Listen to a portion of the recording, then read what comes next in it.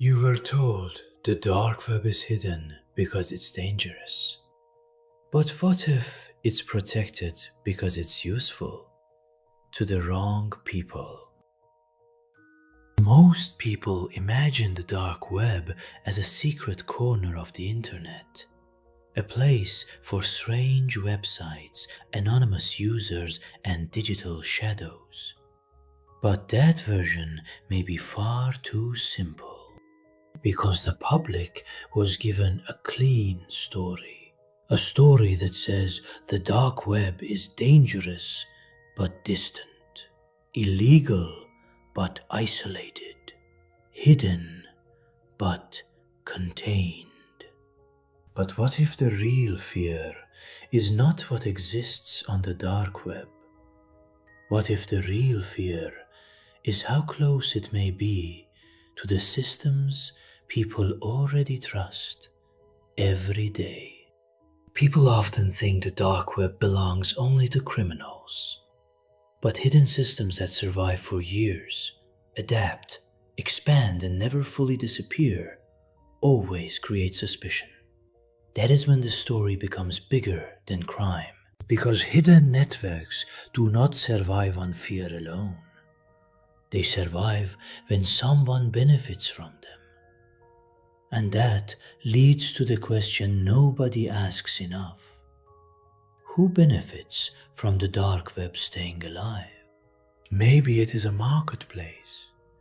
Maybe it is a meeting point. Maybe it is a testing ground for things the public is never supposed to see until they are already everywhere.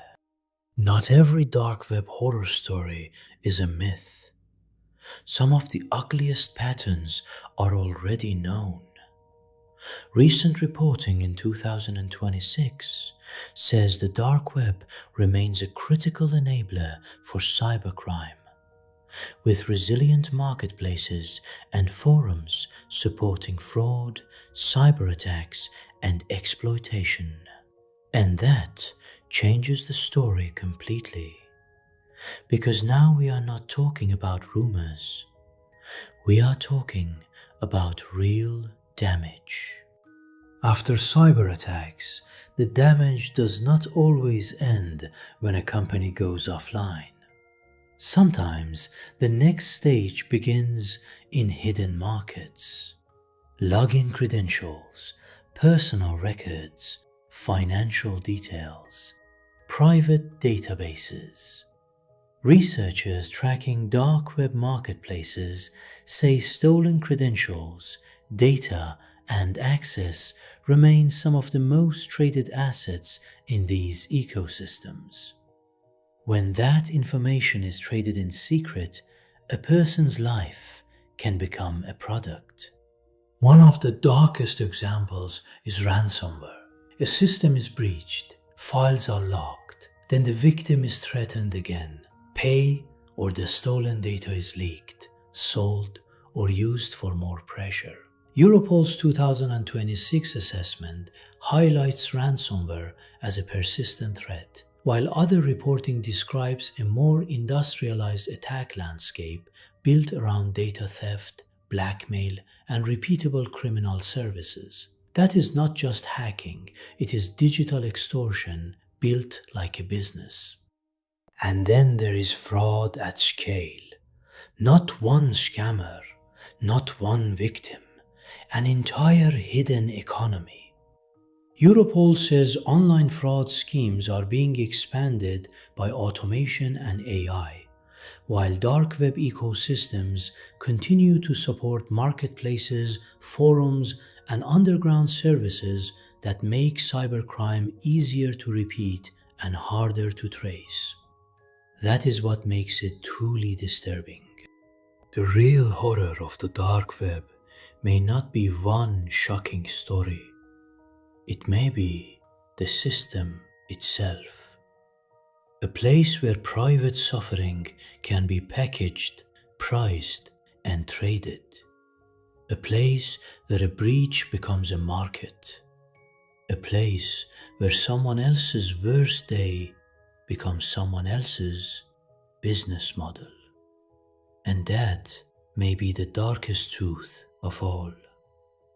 The dark web does not just hide crime, it can industrialize it.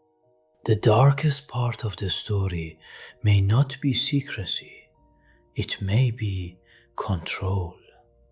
If hidden spaces online can be watched, tracked, manipulated, or tolerated, then the dark web stops looking like chaos.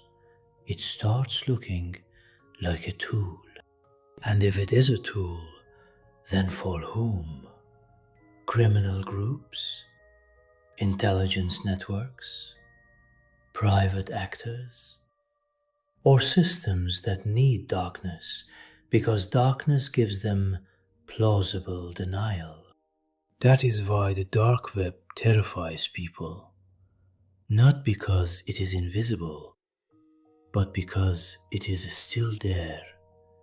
Year after year, story after story, warning after warning, and still it survives.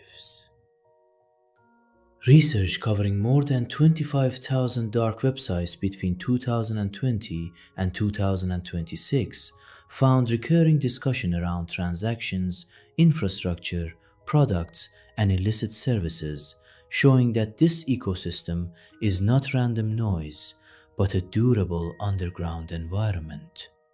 At that point, the dark web stops feeling like a website problem. It becomes a power problem, a trust problem, a question about who controls the hidden layer of modern life. So here is the question that matters most. If the dark web is only a dangerous, hidden network, why does it continue to exist so effectively? And if it serves no one powerful, why has no one truly buried it? Be honest. Do you think the dark web survives because no one can stop it, or because some people don't want it stopped?